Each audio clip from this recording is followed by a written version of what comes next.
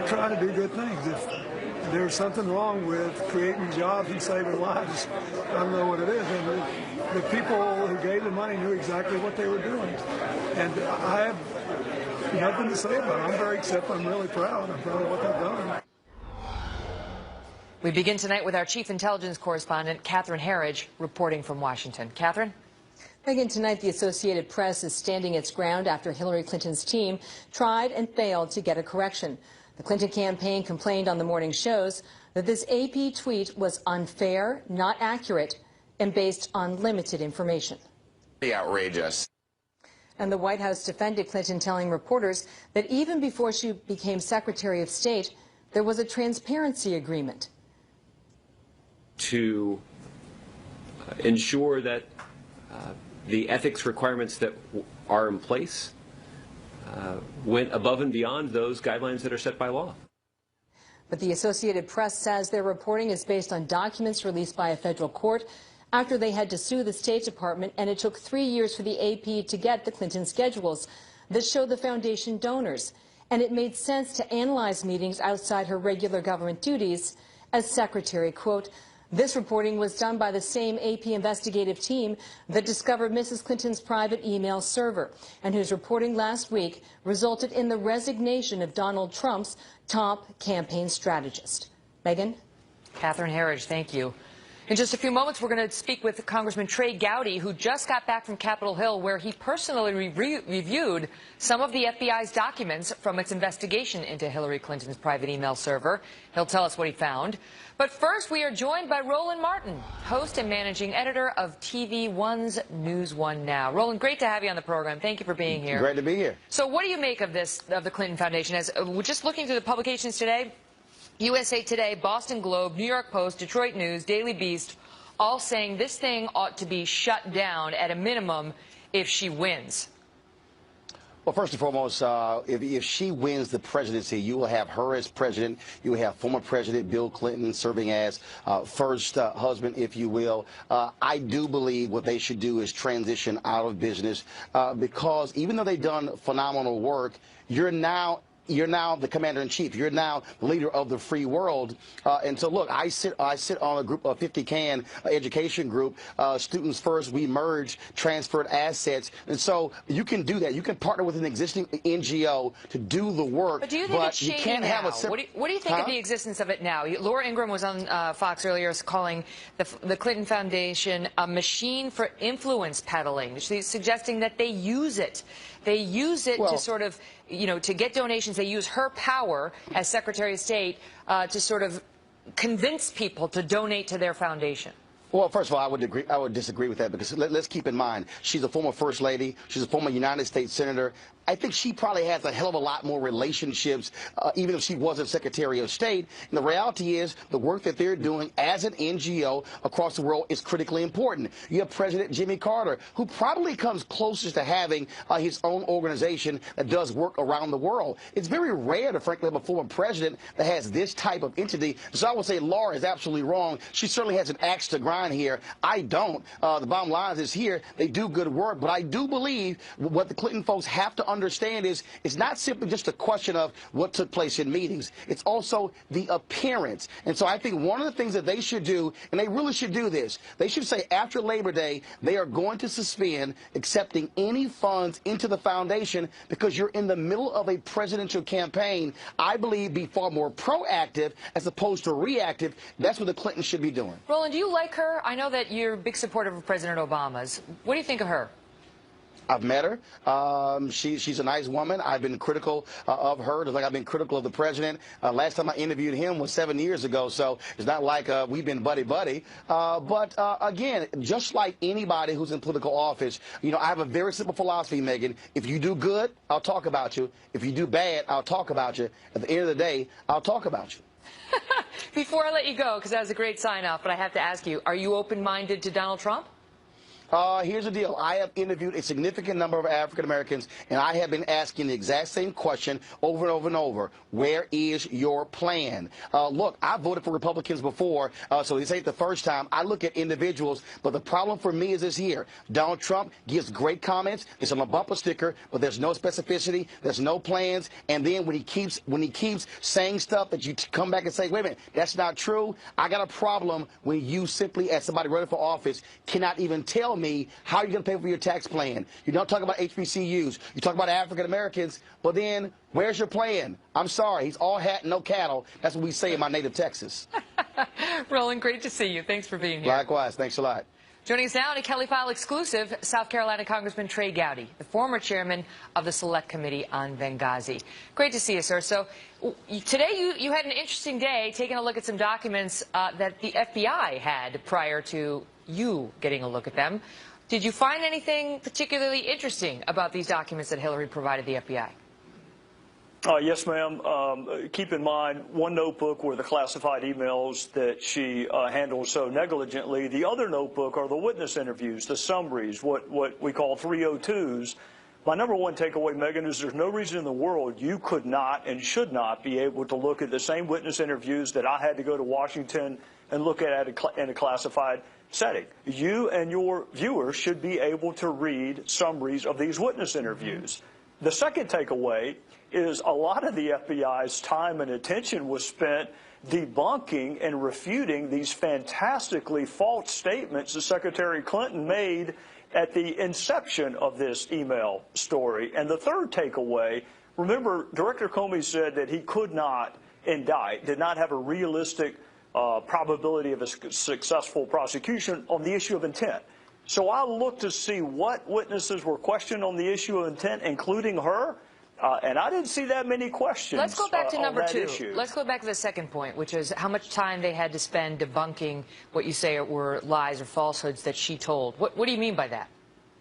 Oh, even something as seemingly innocuous as us referring to Sidney Blumenthal as her advisor. Remember, she got really upset when we used that term. You'll never guess which term the FBI used when they described Sidney Blumenthal and his relationship to her. He was interviewed.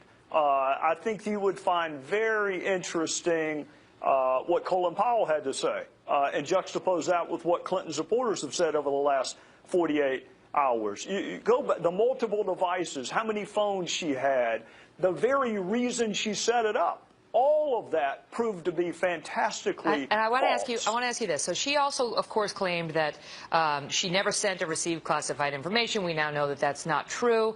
I know you thought it might be interesting if the American people could see who sent some of the emails that she received with the classified information. What do you mean by that? Why would that be so interesting? Well, right now, even Congress can't see the identities of them. They are so classified that even a congressman in a skiff with no telephone, no iPad, no notes, cannot even see who the author or the originator of that email string was. That is how classified that information was that she was handling on a non-secure server. So Sidney Blumenthal is one author. Of course, you know Cheryl Mills and Numa Abedin and Jake Sullivan, but there are even some originators that even members of Congress cannot see the identity of them because of the nature of the information. But meanwhile, she was saying, I had no idea, no, classified, no, no. Congressman Trey Gowdy, great to see you. Thank you for being here. Yes, ma'am. Thank you. Also tonight, new reason for Hillary Clinton to be very concerned about a potential October surprise. The fugitive founder of the controversial group WikiLeaks is here in an exclusive interview on the information he holds and what it may mean for Mrs. Clinton. Don't miss Julian Assange. You know, right now, according to the average of all polls, she's beating Donald Trump by 5.5 points nationwide. She's way ahead of him in most of the swing states, not all. Do you believe the information in your possession could be a game changer in the U.S. election? 75 days to go until the election. A series of unflattering new revelations about Hillary Clinton and possible influence peddling have come to light. And there are new reports now from campaign insiders that Mrs. Clinton plans to, quote, run out the clock, largely ignoring these controversies until the voters go to the polls. But our next guest has other plans. He says his website, WikiLeaks, is set to publish information that will not be helpful to Mrs. Clinton, and it may force her to respond. Moments ago, we had a lengthy and fascinating conversation with Julian Assange, co-founder and editor-in-chief of WikiLeaks. He only agreed to speak to us from an undisclosed location, since he is currently wanted for extradition by Sweden, and he's under investigation by the U.S. government, too, for his role in the largest leak of classified documents in U.S. history. Here is part one of that exclusive interview. Watch. Julian, thank you very much for being here. So let's start with the additional information you have regarding Hillary Clinton. When can we expect this information? While we're working around the clock, we have received quite a lot of material, stimulated, of course, by the U.S. election process and by our major DNC revelation, which has now led to the resignation of 5 top officials in the DNC, including Debbie Wasserman-Schultz, the president, the last one late last week. So, you know, it's a complex business, what we do. We have to assess the veracity. We have a perfect 10-year record so far in never getting it wrong. We want to keep that reputation, understand how things should be formatted, what media we should be involved in, what is the best way to stage it out. Do we accumulate everything, assess it, publish it all in one batch, or do we do several batches? The approach that we've decided to take is that we do several batches. But what, I mean, give us a general sense. I mean, are we going to see it before the November 8th election? Yes, absolutely. I mean, in the case of the DNC leaks, for example, we pushed as fast as we could to try and get it in before the Democratic nomination conference, because obviously people have a right to understand who it is that they're nominating and what sort of process was involved. And the same is true here for the U.S. electoral process. People involved in that election have the right to understand who it is they're electing. Now, you've seen it, right? Can you tell us how significant you believe it is? I mean, compare its significance to what we saw released by WikiLeaks in July. Well, I don't want to scoop ourselves. We have a lot of pages of material, thousands of pages of material. So no, I have not read every single page. We're hard at work in doing that, trying to understand, etc. I don't want to give the game away, but it's a variety of different types of documents from different types of institutions that are associated with the election campaign. Some quite unexpected angles that are you know, quite interesting. Some even entertaining. Do you know, right now, according to the average of all polls, she's beating Donald Trump by 5.5 points nationwide. She's way ahead of him in most of the swing states, not all. Do you believe the information in your possession could be a game changer in the U.S. election? I think it's significant. You know, it depends on how it catches fire in the public and in the media. Joining us now, Chris Stirewalt, our Fox News digital politics editor, and Dana Perino, former White House press secretary and co-host of The Five. Part 2 of our interview is with Assange is tomorrow, and wait until you see it. Okay, so this is something a lot of people talk about, which is the October surprise. And despite all the polling we've seen for Hillary Clinton in her favor, whether that guy I just talked to has got the one thing that really could stop her, some sort of a bombshell, that could be a deal breaker for her. Dana, what are your thoughts? Well, he has the gift of understatement in a way, right? This is what you call a deep tease. So he's going to string us along, and I think that Republicans will probably hope that there is something that will make so many Democrats stay home that it depresses the Democratic turnout and that Donald Trump can somehow get to victory that way. I would imagine, given, he said that they worked very hard in order to get the DNC leaks out just in time. I mean, but they did it the night before. Well, he's admitted that they did that to influence. I mean, so they want I'm attention. make a prediction that whatever it is that he has will come out the night before the third presidential debate. Oh. Because that's close enough in time to really have an impact on the election? Because she would be forced to have to answer it on the debate stage. The third debate is the one that everyone pays attention to. I'm not giving Assange any ideas. I'm just assuming He's this writing is this what down. he is thinking. I mean, because that would be, you know, that everybody's going to be watching that debate in particular. It will.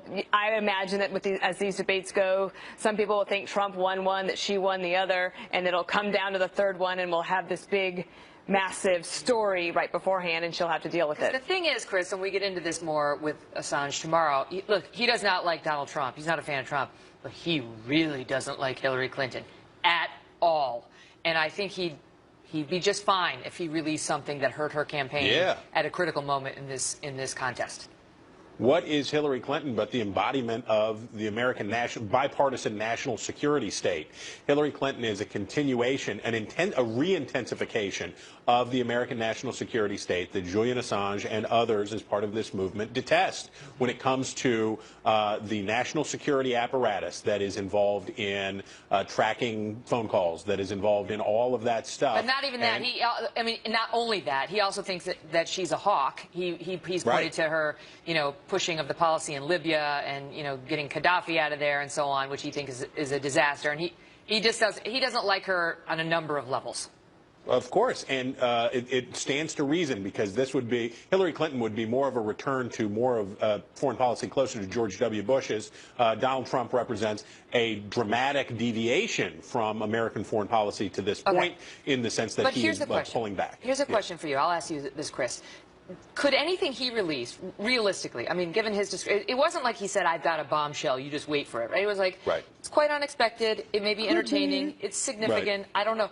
But could it really change the views and the votes in this election? Or are people I mean, it's hard to believe that people who are supporting her right now might switch over to Trump.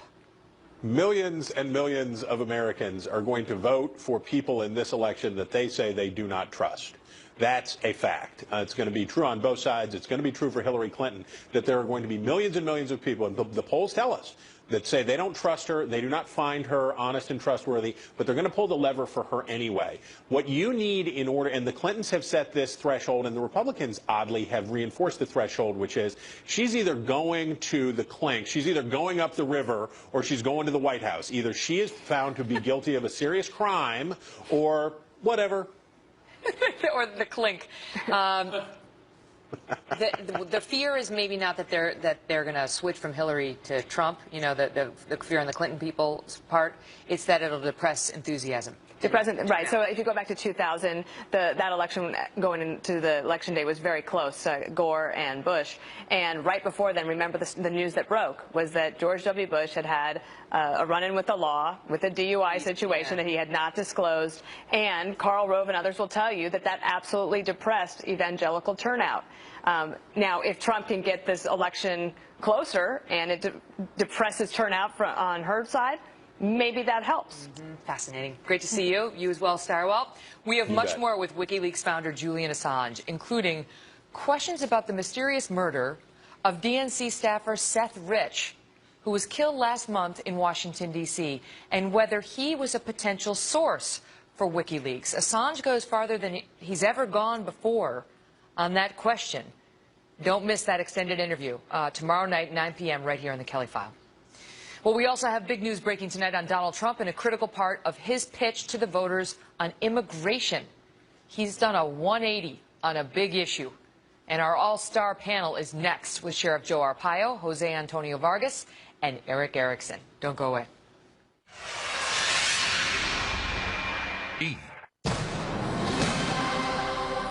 We may be witnessing a new and stunning shift from Donald Trump on immigration tonight. Yesterday, Trump said he would consider softening his plan to deport some 11 million people here illegally. That was, of course, after he spent months making explicit promises that he would not compromise on this point. We're going to keep the families together. We have to keep the families together. But you're going to keep them together out. But they have to go. What if they have no place to go? We will work with them. They have to go. Chuck, we either have a country or we don't have a country. Are you going to have a massive deportation force? You're going to have a deportation force, and you're going to do it humanely. They're going back where they came. If they came from a certain country, they're going to be brought back to that country. That's the way it's supposed to be. Now, they can come back, but they have to come back legally. We either have a country or we don't have a country. We have at least 11 million people in this country that came in illegally. They will go out. Now, Trump is suggesting they may not go out, that a policy expelling illegal immigrants and their families could be too tough. Watch this from part 2 of Sean Hannity's town hall, which airs at 10 p.m. tonight. Watch. Originally, you had said they're all out and there was a big brouhaha, but you're saying that if somebody can prove that they've been here, proven to be a citizen, but well, here's the big question, though. Go ahead. No citizenship. There's no amnesty. Right. But we work with them. Now, okay, but when I look at the rooms, and I have this all over, now, everybody agrees we get the bad ones out. But when I go through and I meet thousands and thousands of people on this subject, and I've had very strong people come up to me, really great, great people come up to me, and they've said, Mr. Trump, I love you.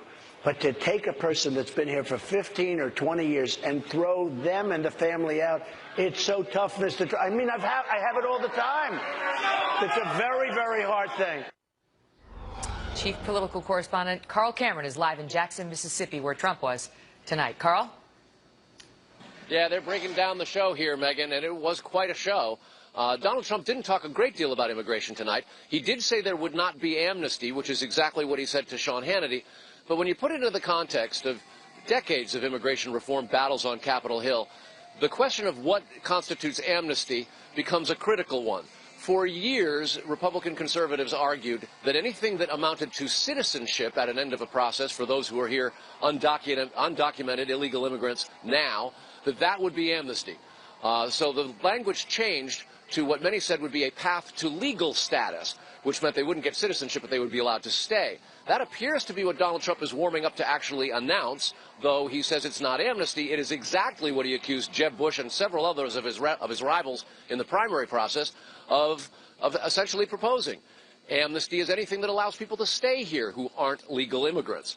That said, there wasn't a lot of talk of that here at the rally tonight. Instead, he went back to the law and order attack on Hillary Clinton, saying that liberal policies have kept down minorities, specifically African Americans and Hispanics, and he upped the rhetoric significantly. And even though his senior new aides have said that the name-calling would subside, it escalated tonight. Listen to this. Hillary Clinton is a bigot who sees people of color only as votes, not as human beings worthy of a better future. She doesn't care what her policies have done to your communities. Hillary Clinton has no remorse. Trump has been campaigning in red states here in Mississippi, although he was in Tampa, Florida earlier today, and last night he was in Texas. These are states that have been red and voting for Republicans in presidential races for decades. He should be very, very safe here. He returns going back to battleground states more aggressively tomorrow, but boy, he's left some real footprints. Hillary Clinton is surely not going to tolerate being called a bigot, and she may have some ammunition given some of the rhetoric that Trump has used on the campaign trail for the last 14 months. Wow. Megan? Carl, thank you. Joining me now, Maricopa County Sheriff Joe Arpaio. Also, Jose Antonio Vargas, the editor of #EmergingUS and founder of DefineAmerican.com, himself an undocumented immigrant. And Eric Erickson, editor of The Resurgent. Great to see you all. Eric, let me start with this, with Trump's clear 180 on his promise to deport all 11 million of those here illegally. I mean, it's a 180, is it not? Right, it absolutely is. I mean, it turns out Trump's just as much a politician as all the politicians he attacked for being politicians. This was Jeb Bush's position, Marco Rubio's position, John Kasich's position, and Ted Cruz's position, and it wasn't enough for him. He attacked all of them for being soft on immigration, saying we had to round everybody up and send all of them home and maybe they could come back, but was very, very clear they all had to go, and now not so much. Sheriff Joe, do you deny that this is a 180? No, I don't know. First of all, we would not be having this conversation if 16 months ago he had the courage to bring up the illegal immigration problem. Nobody wanted to bring it up. He brought it up with the wall, which I agree should be built, and now he's looking at the situation with 11 million people. He's always said you have to obey the law. The last I heard, that if you come into this country illegally, you're violating the law. So let's see what his plan really is. Everybody is You just heard him. over You it. just heard him say, no amnesty. We're going to get rid of the bad ones first. But as far as those who have come to this country, he says, you know, those who have been 15 years, 20 years, it's just so tough. And it's a very different message, is it not, Sheriff, from what we've heard from Donald Trump to date?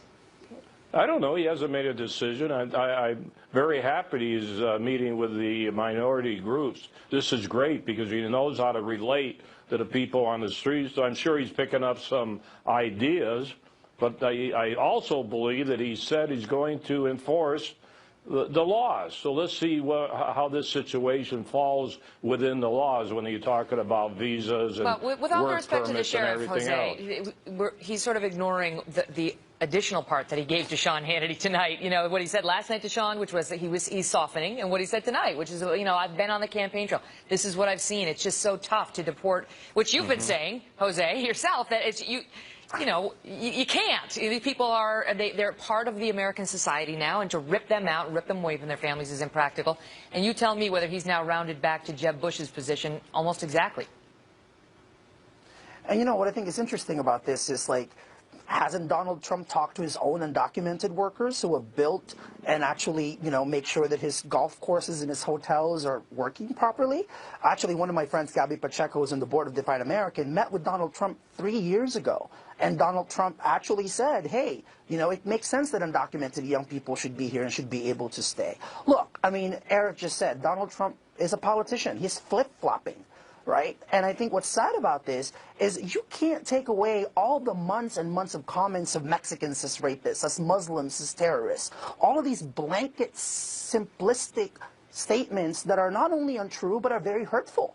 Right? And now he's looking 80 days before the election, and he's like, wait a second, how am I going to win this election without Latino voters and Asian voters and immigrants? You know, Eric, you have not been a supporter of Mr. Trump's. You're part of the Never Trump crowd, but you've been saying for months that he's gonna reverse it like you can't believe these promises. And it was interesting because during the campaign season, the primary season, I asked him about his flip-flops, his frequent flip-flops at the third presidential debate, the third for Fox News, that is, hosted in Detroit. Watch.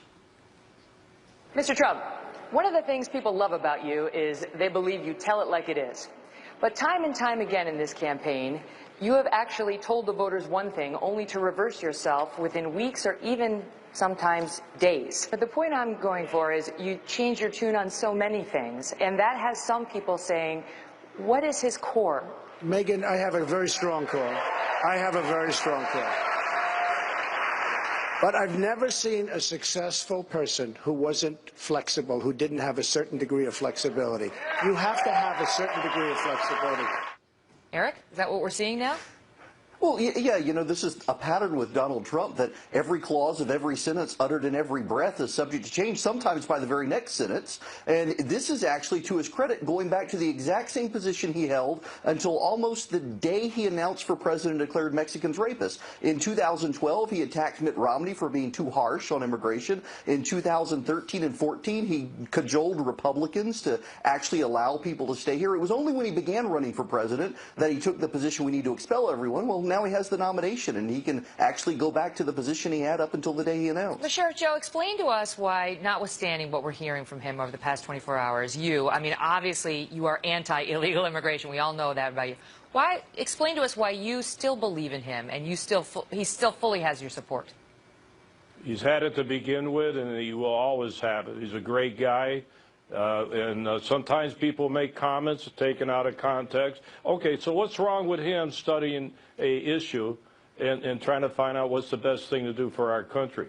No, he's got good character, and that's what counts. Some people may not agree with me, but I think I know him pretty well.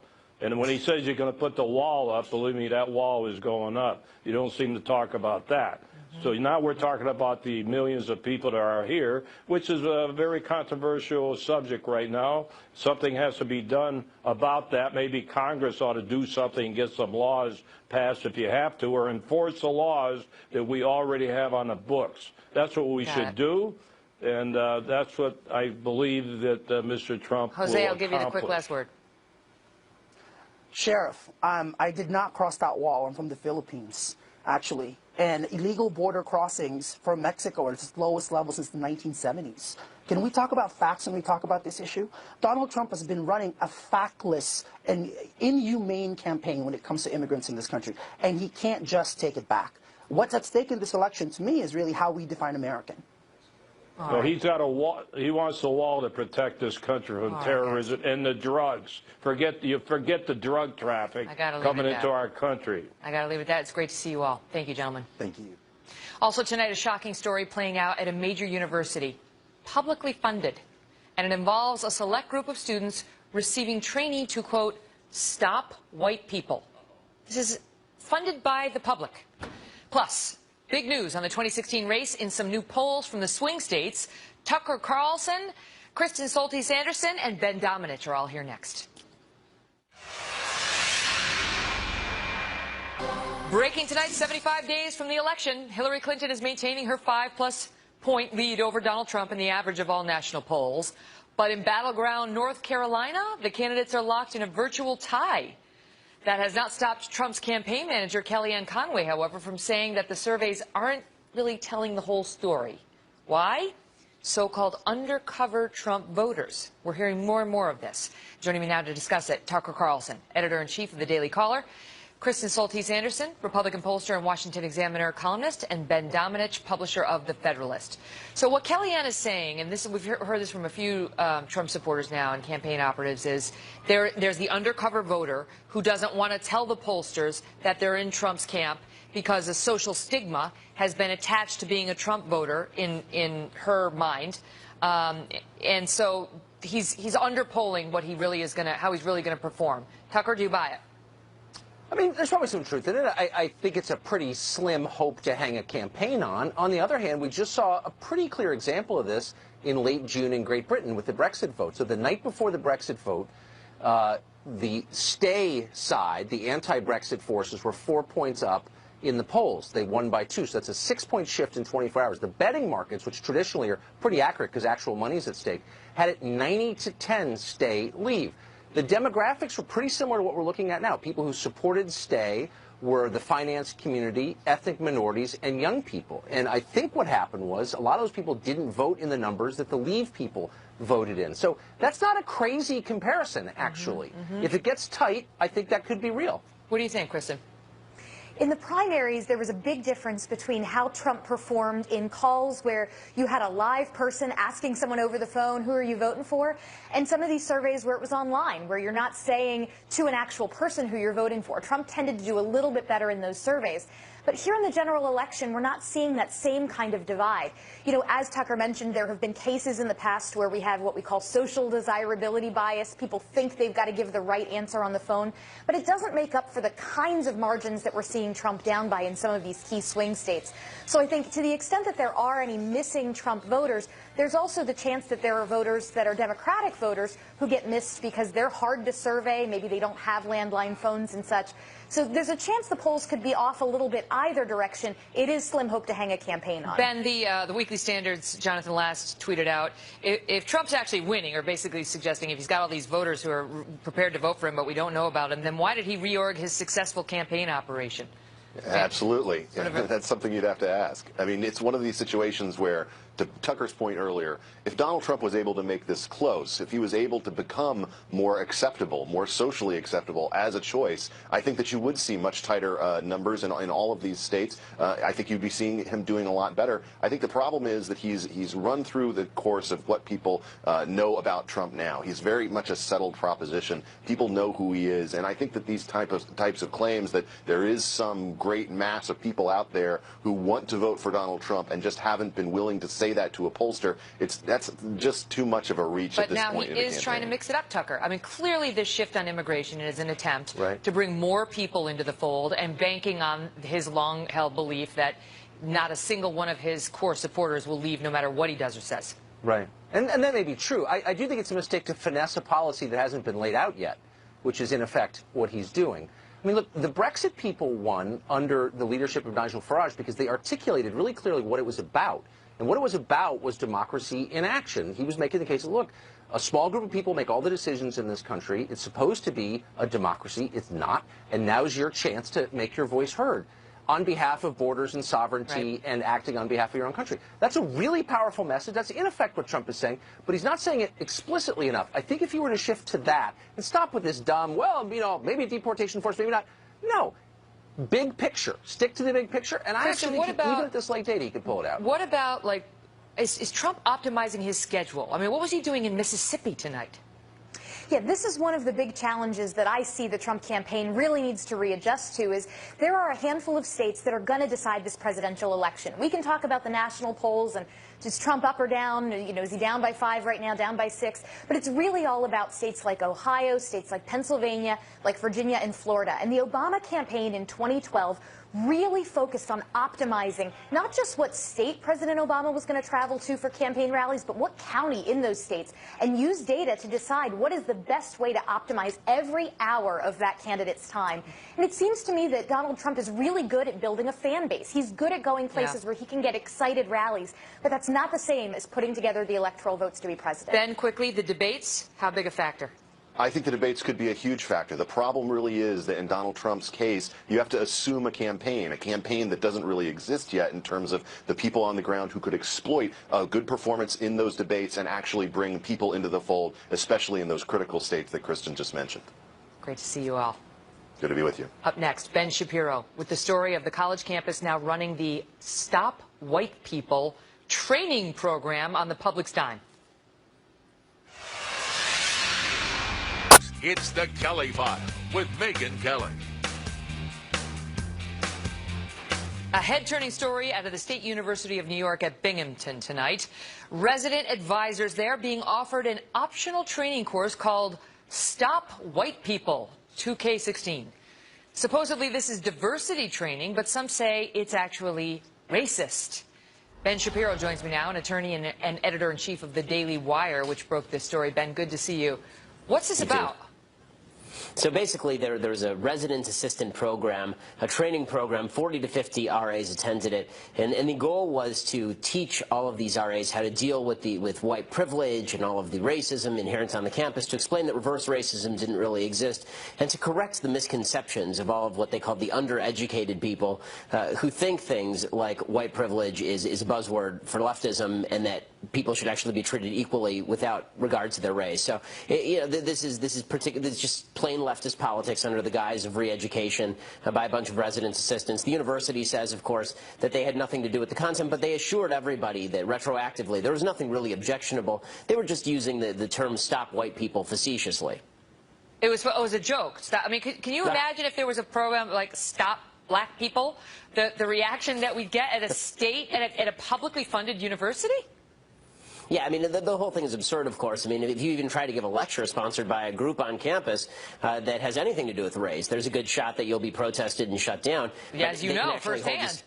Yeah, exactly. They can actually run a program called Stop White People 2K16. It's totally fine, neglecting, of course, the fact that most of the taxpayers in the state of New York are white and therefore subsidizing their education. Presumably most of the people giving the grants to the State University of New York are white. But this is what the student says. The student group says, this is Vice President for Student Affairs, says, look, it wasn't anti-white. We're trying to improve people's ability to handle conflicts around the issues of diversity and race, and it was very respectful. And, you know, only a couple people complained. Oh, to whom? Respectful to whom? Again, as you say, I mean, you title this thing "Stop Black People," and the entire country shuts down. President Obama sends the DOJ to investigate. You call it "Stop White People," and that's just another way of expressing yourself. It's just a way of bringing up conflict. I mean, listen, this is the sort of intellectual rigor that I would expect from the Harvard of Binghamton, but nonetheless, it's not exactly, I think, an even playing field with regard to white and black at these state universities. Well, they're saying only a couple people, you know, had, quote, mixed reaction. But what about those who didn't feel comfortable saying, hey, because they're worried they're going to be called a racist if they say, I don't really like this, it's making me feel uncomfortable.